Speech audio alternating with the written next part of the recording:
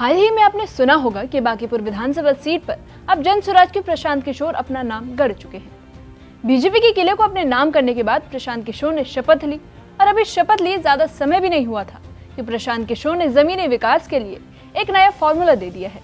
दरअसल पीके का कहना है कि अगर पटना को बदलना है तो सिर्फ बड़े नेताओं के चेहरे देखकर वोट देने से काम नहीं चलेगा। वार्ड पार्षद और मेयर का चुनाव भी उतने ही अहम है। तो आखिर क्या है पीके का जन स्वराज फॉर्मूला, चलिए समझते हैं इस रिपोर्ट में। आप देख रहे हैं एबीपी लाइव और मैं साइमा परवीन। कूड़ा, जाम, गंदगी और शोर पटना के लोगों की रोजमर्रा की परेशानी है। अब इन्हीं मुद्दों को लेकर प्रशांत किशोर ने अपना जन स्वराज फॉर्मूला सामने रख लिया है। उनका कहना है कि इन समस्याओं का सीधा संबंध प्रधानमंत्री या फिर विधानसभा चुनाव से नहीं बल्कि नगर निकाय व्यवस्था से है। यानी आपके वार्ड का परिषद कैसा है और शहर का मेयर कितना ईमानदार है, ये तय करेगा कि आपके आसपास की तस्वीर बदलेगी या नहीं। प्रशांत किशोर का पहला सवाल पटना के वोटर से है। जब सड़क पर कूड़ा पड़ा हो, नाली जाम हो या फिर पार्क की हालत खराब हो तो जिम्मेदारी किसकी है? पीके के मुताबिक इन समस्याओं का समाधान वार्ड पार्षद और मेयर के स्तर पर होना चाहिए। इसलिए उनका संदेश है कि नगर निकाय चुनाव को हल्के में मत लीजिए। वहीं विधानसभा या फिर लोकसभा में आपका वोट किसी और मुद्दे पर हो सकता है, लेकिन नगर निकाय चुनाव में सुविधाओं पर फैसला होता है और यही उनके फॉर्मूले का पहला कदम है।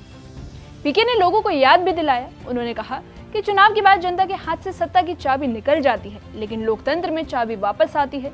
विधानसभा चुनाव खत्म हो चुका है, नगर निकाय चुनाव का मौका आने वाला है। यानी अगर जनता को लगता है कि इलाके में काम नहीं हुआ है तो अगली बार प्रतिनिधि चुनते समय फैसला बदल सकते हैं। पीके इसी मौके को इस्तेमाल करने की बात कह रहे हैं। उनके मुताबिक बदलाव मतदान से हो सकता है। अब पीके के फॉर्मूले का हिस्सा सामने आता है, जाति और धर्म से ऊपर उम्मीदवार की योग्यता। उन्होंने बांकीपुर का उदाहरण देते हुए कहा कि जिस व्यक्ति को लोग सबसे अच्छा मानते हैं उसे वोट दे, चाहे वो किसी भी जाति या धर्म का हो। उनका तर्क है कि अच्छा प्रतिनिधि चुना जाएगा तो वो लोगों की चिंता करेगा। वहीं सिर्फ जाति या पहचान देखकर चुना गया प्रतिनिधि पक्षपात कर सकता है। अब प्रशांत किशोर का फोकस मेयर के चुनाव पर है। उनका कहना है कि पटना का मेयर ईमानदार और सक्षम होना चाहिए, क्योंकि शहर की बुनियादी समस्याएं स्थानीय प्रशासन से जुड़ी होती है। नाली, गली, कूड़ा, पार्क और सफाई जैसे मुद्दों पर नगर निकाय की भूमिका होती है। इसलिए पीके लोगों से कह रहे हैं कि मेयर चुनते समय उम्मीदवार का रिकॉर्ड, काम और क्षमता देखें। अगर सही व्यक्ति चुना गया तो शहर में बदलाव दिखाई दे सकता है।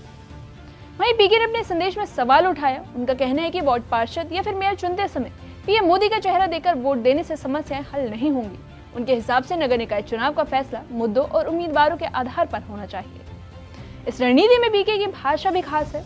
उन्होंने लोगों से कहा कि गली का कचरा साफ करना है तो राजनीति का कचरा भी साफ करना होगा। ये बयान उम्मीदवारों के चयन पर उनके जोर को दिखाता है। वो लोगों से कह रहे हैं कि सिर्फ पार्टी, जाति या धर्म देखकर प्रतिनिधि चुनने के बजाय उनके काम और चरित्र को प्राथमिकता दे। और ये होगा कैसे, इसका जवाब भी प्रशांत किशोर ने दिया है। उन्होंने बताया कि स्थानीय चुनाव में वोटर सवाल पूछे, कौन उम्मीदवार साफ सफाई कराएगा, कौन जवाब देगा और कौन काम करेगा, और जवाबदेही तय करे, सवाल भी उठाए। अब इस फॉर्मूले का राजनीतिक मतलब भी समझ लीजिए। नगर निकाय चुनाव राजनीति का बड़ा मैदान होता है, जहां मुद्दे मोहल्ले तक पहुंचते हैं।